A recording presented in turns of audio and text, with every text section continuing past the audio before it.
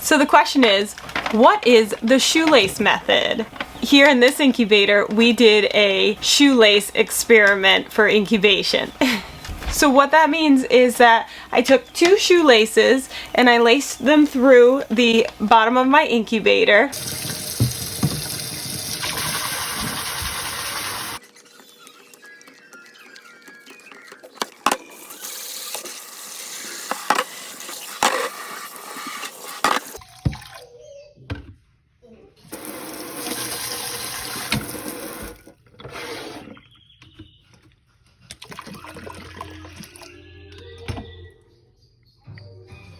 And I placed the first one in a teacup filled with distilled water. And that distilled water was wicked up through the shoelace, through the bottom of this incubator. And it kept this incubator's humidity right at 50% for the first 18 days of the incubation process. It would vary between 49%, sometimes 51%, but it actually stayed very consistent. Even overnight, where I used to experience drops to 30% when I was only filling the wells with distilled water, this teacup full of distilled water just kept a constant supply of distilled water, which was great because it kept the humidity level at that 50% that we'd like it to be during the first 18 days. Then when it came time for lockdown, those last 3 days, I was worried about whether I could get the humidity up to that 70%. So I pulled the shoelace that I had tucked into well B. I took off the little cover that I had on well B and I pulled the little shoelace out and I placed it into the teacup so that that could also wick water into there, which it did. But I did find that it didn't quite get up to 70% with the water wicking through. So what I did was I took distilled water and I added it directly into these wells here to bring in extra water there, and that got it up to the 70%. And from there I've kept this teacup full and have been adding water as needed into these wells to keep this right at 71%. And I gotta say, overnight through hatching, the humidity has been able to stay up in the 70s. It has dropped down to about 68%, and I'll add a little bit of water just to get it a little bit higher, but as chicks hatch, it's been increasing the humidity. Hi. As you can see, we have chicks, so this incubation method, the shoelace method, is a success. How many chicks did we actually get though? We're gonna find out. Because right now it is hard to count how many chicks are in here. The first time that I candled these eggs, I had 2 infertile eggs that I removed out of the 22 eggs I placed in here. So then I had 20 eggs going into lockdown that I then candled, and I found 2 eggs that had early embryonic death. That brought our egg number to 18 eggs with bouncing baby chicks in there. So 18 eggs with bouncing baby chicks is great going into lockdown, and I'm so hopeful that the majority of the eggs have hatched. I did see in the center of this incubator there is one chick that has been trying to hatch for 12 hours and is just really struggling to hatch. And these chicks, the first one started hatching 48 hours ago. I don't like to leave them in the incubator more than 24 hours, but with the hatching being so staggered, which I don't know if that's had anything to do with the humidity or just the way this hatch has gone, but I do need to get these chicks out, and I do want to assess the chick that's been trying to hatch for 12 hours and see exactly what's going on there and provide assistance if necessary. I do see a couple eggs in the back that don't look like they have pipped or hatched in any ways, but we're gonna find out because we are now going to take this incubator and get these chicks moved into the brooder that I have ready for them, get them some food and water that at 48 hours, those first chicks that hatched, I'm sure are quite thirsty and hungry. I've been seeing them chipping away at the shells in here and just, they are ready to come out. And all the chicks that I can see, they all look fluffy and dry, so they are ready to move, aside from the chick that's in the process of hatching. And this is the second experiment that I did. The first experiment was in this incubator where we did dry hatching, and that was a success. If you're interested in learning about that really simple incubation method, you should definitely check out that video.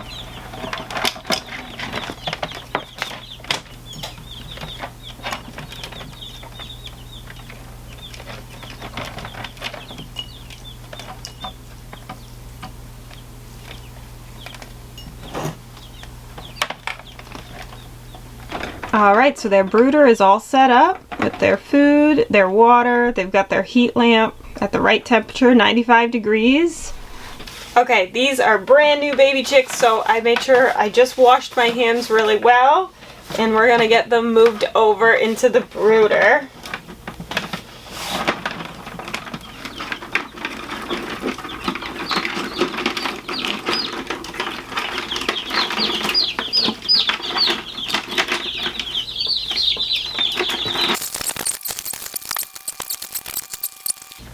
Oh my goodness, there's another chick trying to hatch. It was just upside down, so it couldn't get out. So we're gonna flip that baby right side up. This egg here is not pipped. Neither is this one.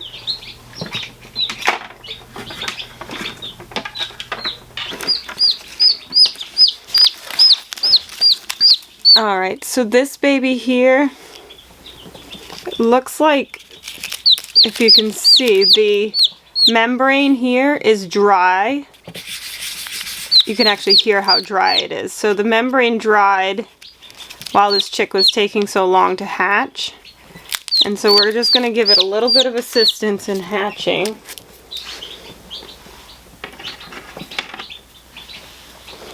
And then this chick here, the membrane is also dry. So we're going to help this one as well.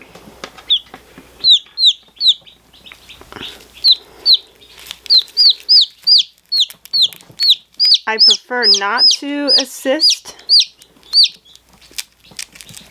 and let them naturally hatch, because you can certainly cause blood vessels to start bleeding. So when you do help them, you just have to do it slowly. Peel away the shell slowly. This chick is ready to be out. This chick is active, wants out. These feathers are pretty dry. This membrane's really dry. Yeah, look. So I'm just going to help remove this. Woo! Doing spins. I know. It's stuck. So it's coming off pretty easily at this point. It's very dry and not as stuck. Thankfully, with the humidity being correct,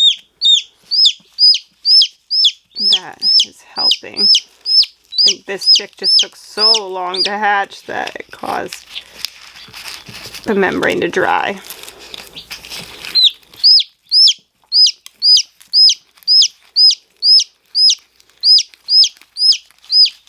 I know, you're almost there. So if you look, the yolk is completely absorbed. So this baby has absorbed its yolk, which is good. That means it was ready to hatch. So we just have the shell that's dried on here. So we're going to gently peel it away. I know, I'm so sorry. Yeah, I know. I know, I'm going to put you back. I'm going to get the heat back on for this one.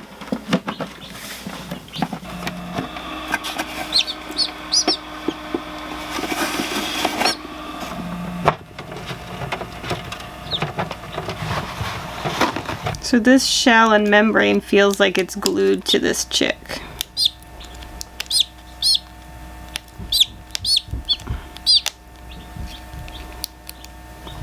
So we're going to help this chick hatch.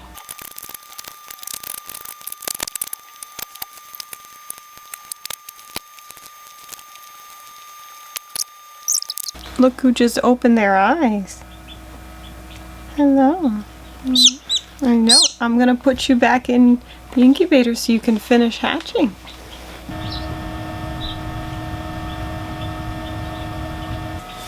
Okay, so we have 13 chicks in the brooder. 2 chicks that I helped hatch here, so the total of 15 chicks, and then we have 2 eggs that have not pipped, have not attempted to hatch from what we can tell. I'm gonna candle them, look for movement. In my experience, when there's eggs that haven't pipped after everybody else has hatched, usually those chicks have passed on prior to hatching day. Let's candle those 2 eggs and just see if we're noticing any movement in there.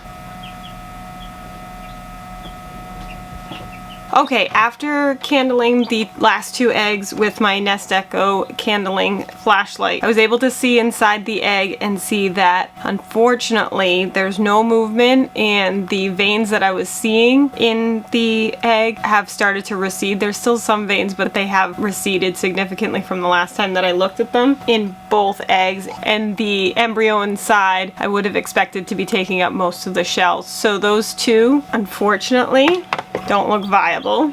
And it's a messy job, but I do always open up the eggs each time incubation is over just to be sure before I dispose of them. Okay, so our total out of 22 eggs that we placed in the incubator would be 15 chicks. It's always hard when you get the chicks so close to hatching age and something goes wrong. I suspect the first chick that didn't hatch was probably died at day 19 just because that egg yolk wasn't absorbed. And then the second chick, my guess would be died on day 20 with the positioning of its head in the air sac rather than ready to hatch, but the yolk had been absorbed. So that would be my guess, but as to what caused their death, I don't know. 13 chicks over there seem to be doing well. These 2 that were stuck in their shells are working on getting on their feet and drying up. I do find that chicks that get stuck in their shells take longer to get up and walking. They seem to be kind of cramped in that position for quite a while, but they always seem to catch up with their siblings once they fully dry and their bodies have a chance to really relax and loosen up a bit. So all in all, this shoelace method of hatching does work to keep the humidity level stable through the 21 days of hatching. So hatching using this method is a success. So if you're having trouble with your humidity, this could be a possibility for helping you out with keeping that humidity level stable. After doing both experiments, I would say that this shoelace method would be good if you have issues with low humidity where you live and inside your house where you're incubating, and the dry hatching method I would say is probably a better option for someone who deals with high humidity where they live and in their home where they're incubating. So I think they both have their place. They both offer a easier way to control your humidity than the traditional way that I incubate, which is by just adding distilled water to these little wells 3 or 4 times a day, trying to get that humidity to be right where we want it to be.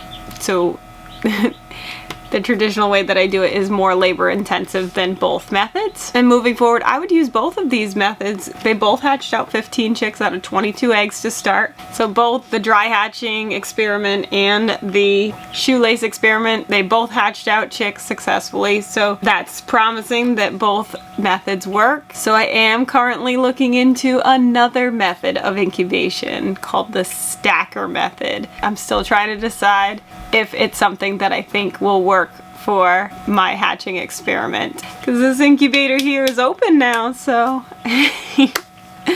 always room for another experiment. And of course, if I decide to do the stacker method in another experiment, I will document all of it and I will make a video for you.